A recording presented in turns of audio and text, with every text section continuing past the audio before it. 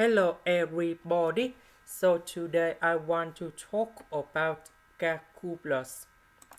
The topic that is about integration. So now I want to show you how to answer. We can use about integration by substitution. So I will put about u equals to 2x plus 1.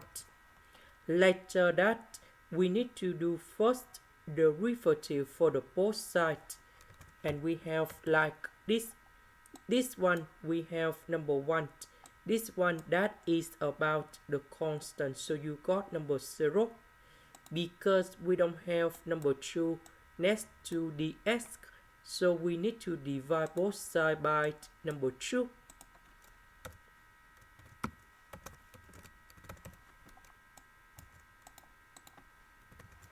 So this one we change for u.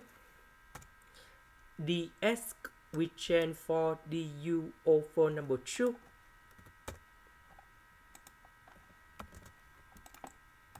The square root that is about u to the power of 1 over 2.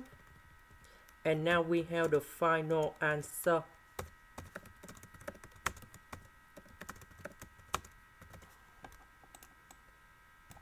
So this one we have 3 over 2, and this one we have 3 over 2. So number 2 and number 2 we simplified.